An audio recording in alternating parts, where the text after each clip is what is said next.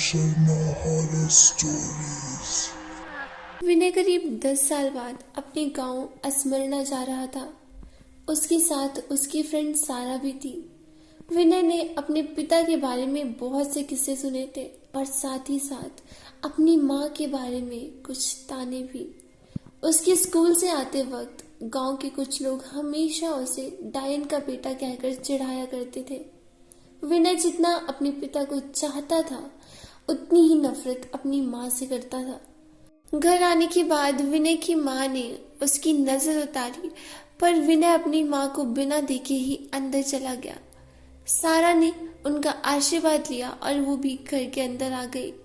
कुछ देर बाद उसके पिता श्रवण भी घर आ गए और विनय को देखकर वो बहुत ज्यादा खुश हुए। विनय ने उनके पैर छुए, उनका आशीर्वाद लिया और उसके बाद वो खाने के लिए बैठे। जैसे ही वो खाने के लिए बैठे तो श्रवण खाने की चीजों को देखकर कहता है, अरे वाह, आज तो सारा खाना विनय की पसंद का बना है।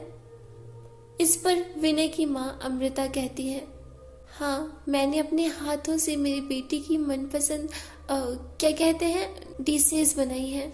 इस पर सारा हंसते हुए कहती है, अरे आंटी, डिशेज नहीं डिशेज होता है।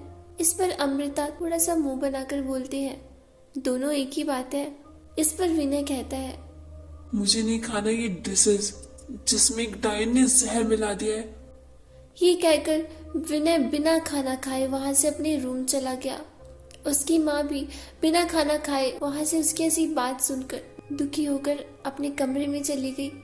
श्रवण भी अपनी बेटी की बात सुनकर बहुत दुखी हुआ, पर उसे गुस्सा भी बहुत आ रहा था।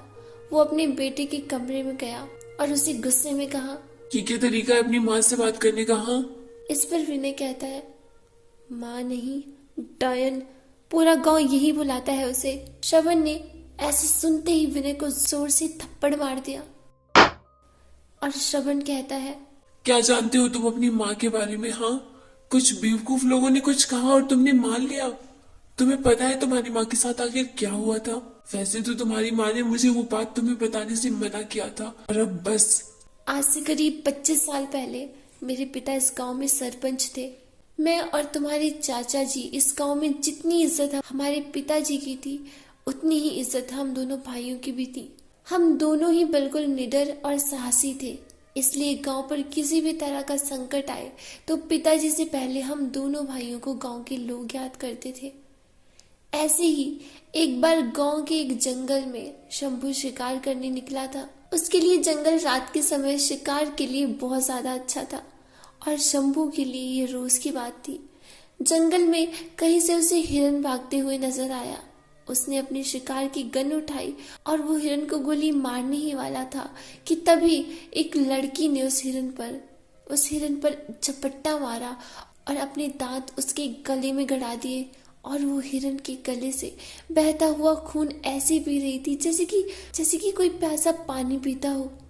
वो धीरे धीरे उसके खून से अपनी प्यास बुझा रही थी। वो हिरन कुछ देर तड़पा और फिर मारा गया। किसी जानवर की तरह वो लड़की हिरन पर झपटी थी। ये देखकर शंभू अपनी जान बचाकर वहां से अपने घर भागा और जैसे तैसे करके उसने रात काटी और सुबह सरपंच को मिला और कहा, रात को मैं शिकार करने जंगल में गया था। वहां एक लड़की ने अचानक से हिरन पर हमला किया और जानवर की जैसे उसे खाने लगी। पता नहीं वो इंसान थी या प्रेत। तभी उसी गांव के एक आदमी ने सरपंच से कहा, मेरी बेटी भी रात से गायब है और वो कल नदी से पानी भरने गई थी। उसे नदी के किनारे पर एक ताबूत पड़ा दिखा जिसमें से मोती की माला बाहर पड़ी थी और पूरा ताबूत खाली था। वो ताबूत तो उसने नदी में फेंक दिया, पर वो माला को वो अपने साथ घर लाई थी और हम सबको दिखाकर वो माला उसने पहन ली। और जैसे ही वो माला उसने अपने गले में धारण की तो उसमें मौजूद मोती का रंग सफेद से काला और लाल हो गया। खाना खाते वक्त उसने हम सबका खाना खाया और पानी का पूरा माठ पानी पीकर खत्म कर दिया। माठ एक टाइप से एक घड़ा होता है जो कि आम घड़ों से साइज में बड़ा होता है। अब कहानी आगे। मैं जैसे ही उसे रोकने गया, उसने मुझे जोर से धक्का दिया और जंगल की ओर भाग गई। ये बात सुनकर सरपंच ने कहा, शायद उस पर किसी प्रेत का साया हो जो उस माला के कारण तुम्हारी बेटी पर हावी हो गया है। शंभू जल्दी करो, मेरे बेटों के पास जाओ, मेरे बड़े बेटे से तांत्रिक बाबा को लाने के लिए कहना और श्रवण को उस लड़की को जंगल से ढूंढने लाने के लिए कहना। मेरे पिताजी का ऐसा ऑर्डर आया और मैं फटाफट से जंगल की ओर निकल पड़ा उस लड़की को ढूंढने के लिए। और मैं जंगल में जा ही रहा था, तब उस लड़की के पिता ने उस लड़की के कुछ कपड़े देते हुए मुझे कहा, बेटा ये कपड़े भी अपने साथ ले जाओ। मेरी बेटी के कपड़े कल खींचातानी में फट गए थे और उसने अपने गले का देवी माँ का ताबीज भी निकाल दिया था। ये भी अपने साथ ले जाओ, मेरी बेटी को सही सलामत कर लाना। इस पर श्रवण ने कहा, आप फिक्र मत करें, मैं उसे बिल्कुल सही सलामत ही वापस लाऊंगा, ये मेरा वादा है आपसे। ये कहकर वो जंगल में चला गया। श्रवण उस लड़की को पूरे जंगल में ढूंढ रहा था कि आगे नदी के किनारे पर शायद वही लड़की बेहोश पड़ी थी। श्रवण ने उसे उठाया तो वे लड़की उसे देखकर डर रही थी। तुम सरपंच जी के छोटे लड़के हो ना, तुमने मेरे साथ क्या किया, मुझे इस जगह पर क्यों लाए हैं बताओ। लड़की बिल्कुल बेचैन हो गई थी। इस पर श्रवण कहता है, अरे शांत हो जाओ, ना तो तुम्हें मैं यहाँ लाया हूँ और ना तुम्हारे साथ कुछ गलत हुआ है। कल रात तुम अपने घर से इस जंगल में भाग आई थी, मेरे पिता ने तुम्हें ढूंढने लाने के लिए कहा है। अब विश्वास हो गया तो अपना चेहरा धो लो और मेरे साथ चलो। वैसे तुम्हारा नाम क्या है? उस लड़की ने कहा, मेरा नाम अमृता है।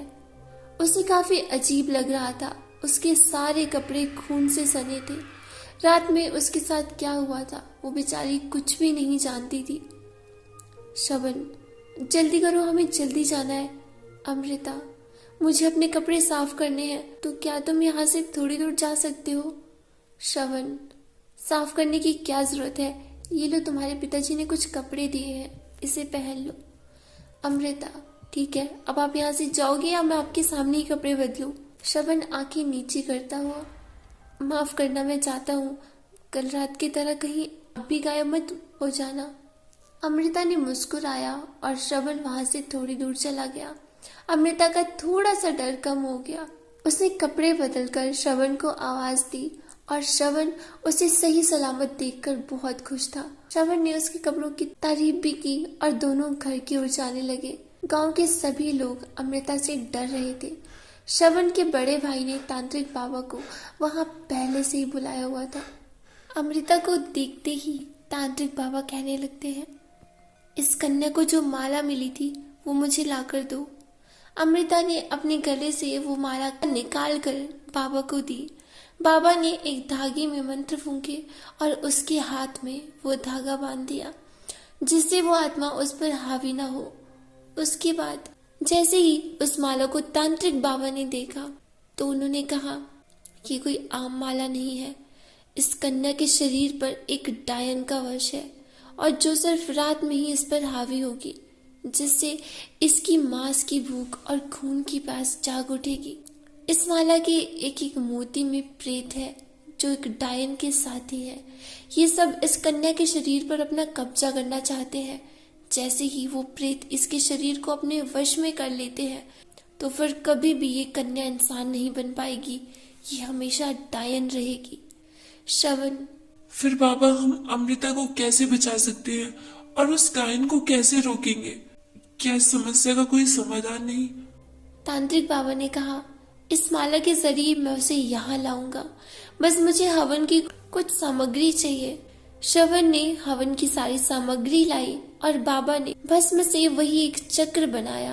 अपने पास रखी बोतल में से किसी जानवर के खून की कुछ बूंदें मंत्र फूंक कर डाली और उस जलती अग्नि में हाथ डालकर कुछ राख लेकर उस माला पर फेंक दी और उसी समय उन मोती में से 4 प्रेत निकले जो सूर्य की रोशनी में जलकर खाक हो गए।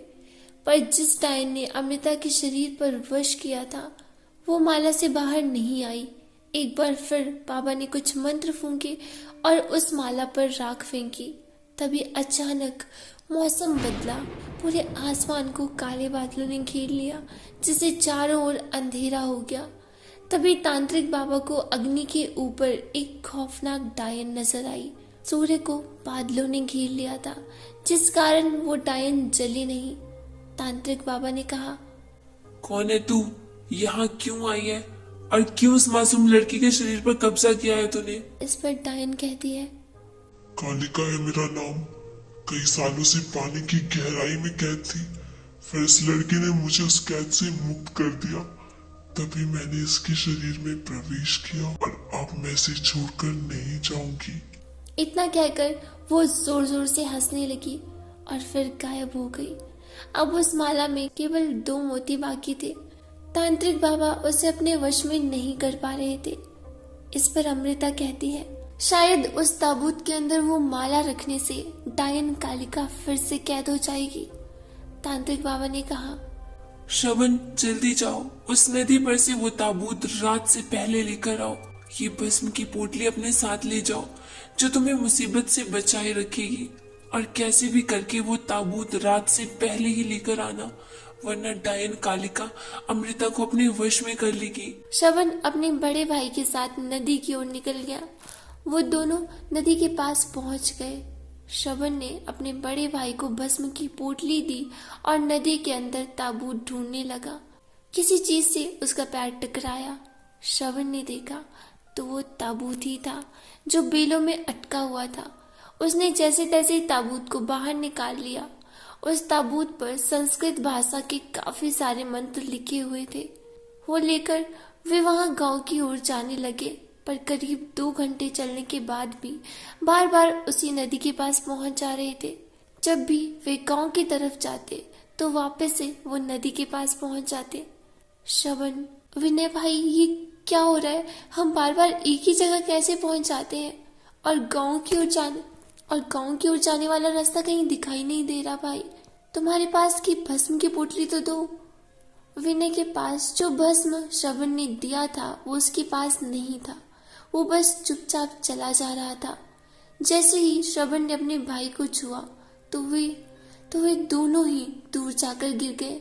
श्रवण किसी पेड़ से टकराया और नीचे के पत्थर से उसके सर पर चोट लगी, जिससे वो बेहोश हो गया। कुछ देर बाद उसे होश आया तो सामने एक पेड़ पर विनय बैठा हुआ था, तो ताबूत श्रवण के हाथों में ही था। विनय हंसते हुए बोला, क्या हुआ छोटे, जल्दी नहीं पहुंचना? शायद तुमने ध्यान नहीं दिया। उस माला में 6 प्रेत थे, जिनमें से 4 को तो मुक्ति मिल गई, पर 2 डायन कालिका और मैं छलावा मुक्त नहीं हुए। अब मैं तो तुझे यहाँ से रात से पहले तो नहीं जाने दूंगा। तुम्हारी जान सिर्फ उस ताबूत के कारण बची हुई है, लेकिन तुम्हारे बड़े भाई का क्या? हाँ, कौन बचाएगा उसे? ये कहकर वो गायब हो गया। श्रवण ताबूत लेकर उस नदी के पास वो भस्म की पोटली ढूंढ रहा था और उसे नदी के किनारे वो मिल गई। उसे अपनी जेब में रखकर वो फिर गांव की ओर निकलने लग गया। तभी पीछे से आवाज आई, अपने भाई को मरने के लिए छोड़कर जा रहा है? कितना बुरा है तू श्रवण।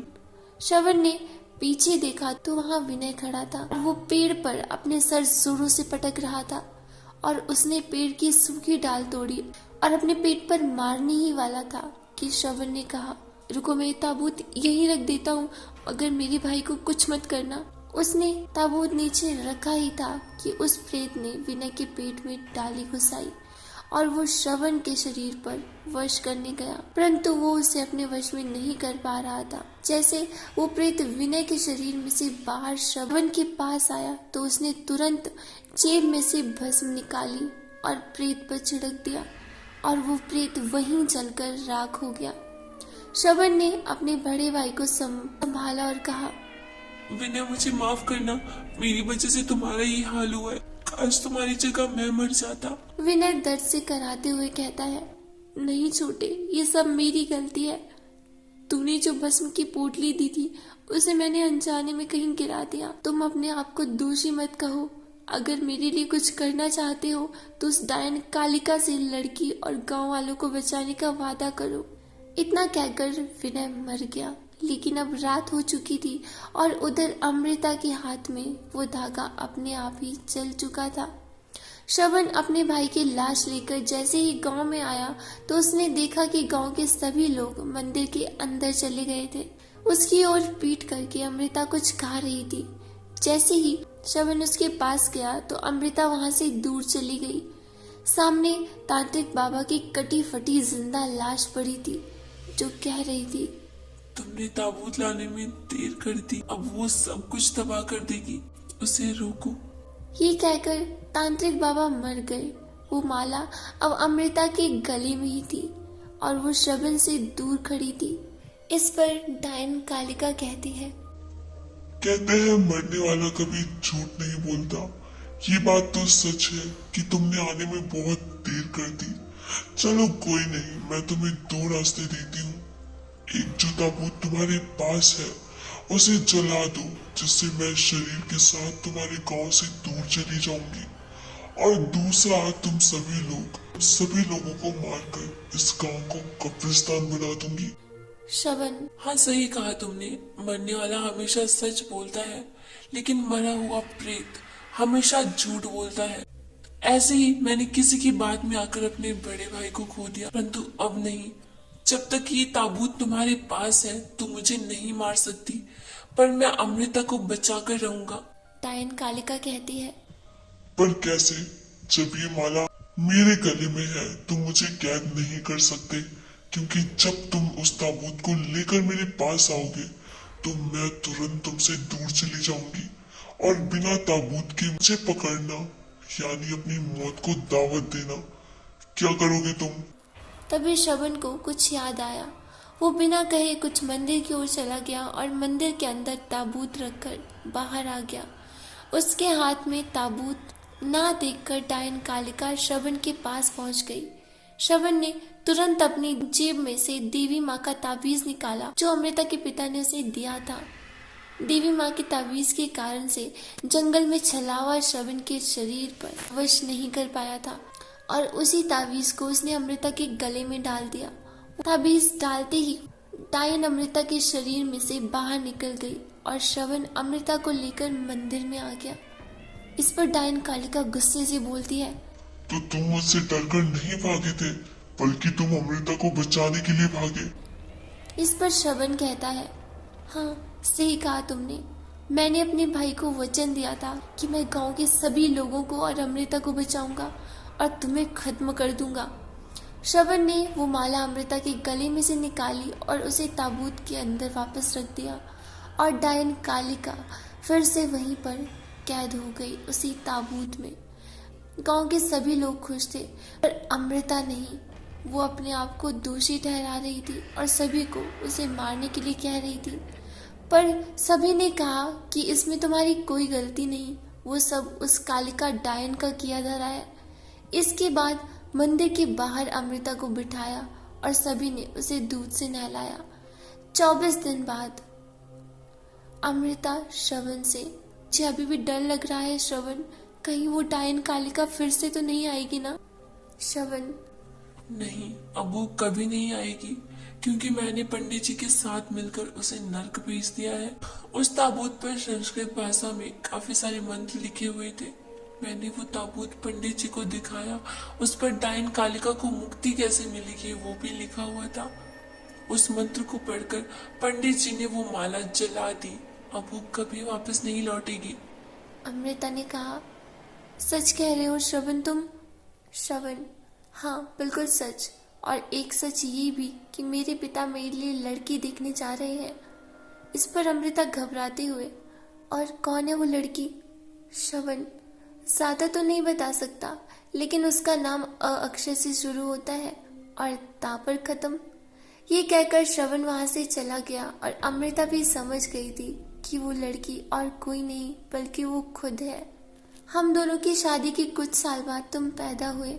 मेरे बड़े भाई के नाम पर ही तुम्हारी माँ ने तुम्हारा नाम विनय रखा। वो कहती थी कि तुम्हारा रंग रूप बिल्कुल विनय जैसा है। और जब तुम 13 साल के हुए हो, गांव वालों ने तुम्हारी माँ से कहा कि कुछ नए लोग आए हैं जो विनय बाबू के पीछे पड़े रहते हैं और उन्हें डायन का बेटा कहकर उसका मजाक उड़ाते हैं।